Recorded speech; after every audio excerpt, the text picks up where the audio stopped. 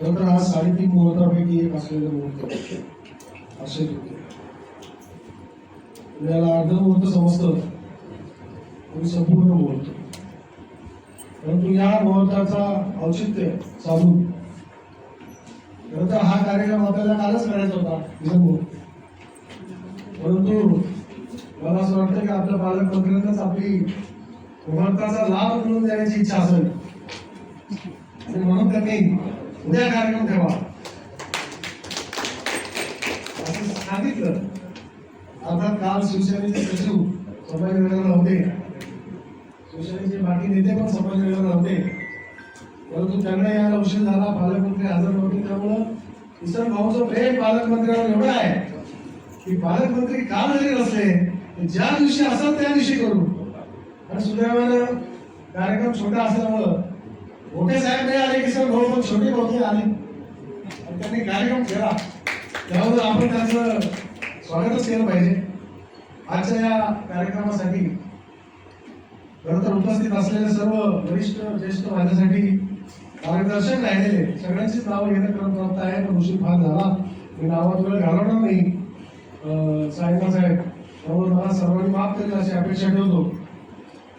आणि किसन भाऊ बद्दल सांगायचं झालं तर पुत्र भावा ऐसा गुंडा ज्याचा तिन्ही लोकी झेंडा, असे जे तुकाराम महाराजांच्या वृत्तीप्रमाणे किसन भाऊचं वागणं मला असं वाटत नाही की इथे असलेल्या बसलेल्या प्रत्येक व्यक्तीच्या मनामध्ये आणि हृदयामध्ये किसन भाऊ बद्दल प्रेम कमी आहे नाही असं म्हणणार नाही, पण कमी आहे असं कोणाच्याच हृदयात नाही.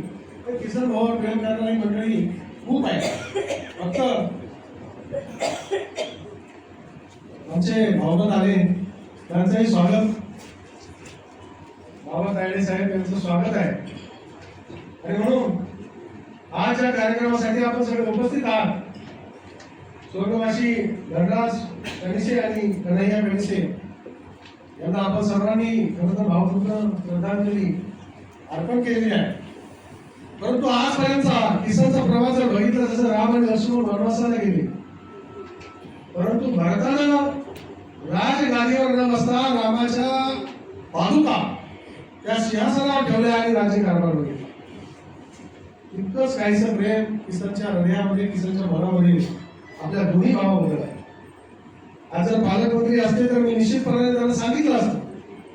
कदाचित माझ्या भावना, माझ्या व्यथा आपल्या मीडियाच्या माध्यमातून त्यांच्यापर्यंत पोहोचतील की जसं आता कुठे सांगितलं की किसननं फार आघात सहन केले आणि अडचणीला तोंड द्यायचे तिथपर्यंत आला, पण तरी त्याचं उदार धोरण ते कधीच कमी झालं नाही.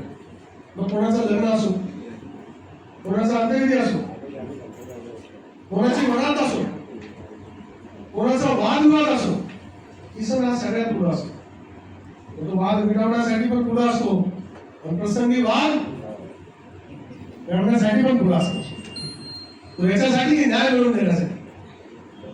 त्यामुळे किसनचं कौतुक करावं इतकं कमी आहे की इतक्या कमी वयात इतकी समज असतं. हे खरं तर या वयामध्ये ही समज असायची काही कारण नाही, परंतु या पद्धतीनं समज त्याला वेगवेगळ्या आपल्या मित्रमंडळीच्या, चांगल्या मित्रांच्या माध्यमातून मिळाली. आणि आज हे लोकार्पण जर व्हील चेअरचं आम्ही आपण सगळे करत आहोत. यामध्ये गेल्या अनेक दिवसापासून किसनचं चालू होतं की आपण इथे घ्यावी की मुंबईला घ्यावी की कुठे घ्यावी. त्यानं शोधाशोध केली, पण चांगली चेअर घ्यायची ही भावना त्याच्या मनात होती. कमी द्यायच्या, महाराज द्यायच्या, पण चांगल्या द्यायच्या. आणि आज मला असं वाटतं घाटीमध्ये मला तरी अशा व्हीलचेअर पाहायला कधी मिळाल्या नाही. इतक्या चांगल्या व्हीलचेअर त्यानं दान म्हणून दिल्या. आणि आजच्या 3.5 मुहूर्ताचं म्हणजे अर्ध्या मुहूर्ताचं मुहूर्त हे पूर्ण करून दाखवलं. त्याबद्दल किसन हे चांगल्या चांगल्याला नाही सुचलं. घाटी प्रशासनाला सुद्धा विनंती करेल की आपल्याकडं काही नर्सेस आहेत, डॉक्टर्स आहेत, पेशंटच्या संदर्भामध्ये त्यांची जी वागणूक आहे त्याबद्दल संपूर्ण जिल्ह्यातच नव्हे तर मराठवाड्यात चर्चेचा विषय असतो. त्यांनी आणि आपण देखील किसनकडून काहीतरी बोध घेतला पाहिजे, कारण त्या येणाऱ्या ते निराधार पेशंट असतात, ज्यांना कुणीच नाही, ते घाटीमध्ये असतात. ज्यांना कुणी नाही त्याचं वाली घाटी आहे. आणि त्यामुळे घाटीमध्ये आल्यानंतर त्यांना असं वाटतं की माझा नातेवाईक हा निश्चितपणाने बरा होऊन जाईल, चांगला होऊन जाईल, खणखणीत होऊन जाईल. परंतु अलीकडच्या काही काळामध्ये अशी पण धारणा झाली, थोडस माझ्या भावनाचा विचार करा, की घाटीत गेला तर वापस येत नाही. ही दुर्दैवी कथा मी आपल्याला पेशंटच्या नातेवाईकांची मांडतो, पेशंटची मांडतो. बऱ्याच वेळा असं होतं की त्या रुग्णाला ऍडमिट होताना, त्याला इथं प्रवेश घेताना धातूक असते. दोष तुमचा नाहीये, पेशंटची संख्या जास्त आहे, डॉक्टर कमी आहे, परिचारक कमी आहे, याची आम्हाला जाणीव आहे. पण त्याचे त्यात प्रेमाचे 2 शब्द देखील 10,000 भरा जातात. माझी घाटी प्रशासनाला निश्चितपणाने विनंती राहील की आपण ते प्रेमाचे 2 शब्द त्या पेशंटच्या नातेवाईकाला आणि त्या पेशंटला जर बोलण्यासाठी काही ट्रेनिंग घ्यायची गरज पडली तर आमचे बाबासाहेब तायडे साहेब आहेत, ते तुम्हाला चांगली ट्रेनिंग देऊ शकतात. खरं तर आपण हे घेतलं पाहिजे. आणि म्हणून आजच्या या प्रसंगी खरं तर 2 आर्थिक प्रसंग आहे, सुखाचा आहे, दुःखाचाही आहे. आमचे 2 भाऊ नाही आहेत, त्याचं दुःखही आम्हाला आहे. परंतु आनंदामध्ये ते जिथं कुठं असतील त्यांना निश्चितपणाने असं वाटत असेल की माझा भाऊ मला विसरला नाही, माझा किसन मला विसरला नाही. आणि म्हणून त्यांचा आत्मा निश्चितपणाने किसनला वरतून आशीर्वाद देत असेल.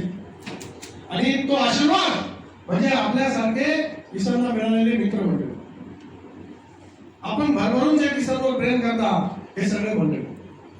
आणि म्हणून मित्रांनो, या प्रसंगी जाता जाता एकच सांगेल, किसनच्या बाबतीत पत्थर ना पत्थर हिरा नहीं बन सकता, बूंद ना बूंद मोती नहीं बन सकता. हर पत्थर ना पत्थर हिरा नहीं बन सकता, हर बूंद ना बूंद मोती नहीं बन सकता. और धरती पे जन्म लेने वाला कोई भी भाई किसन कनिष्ठ नहीं बन सकता, किसन कनिष्ठ नहीं बन सकता. धन्यवाद.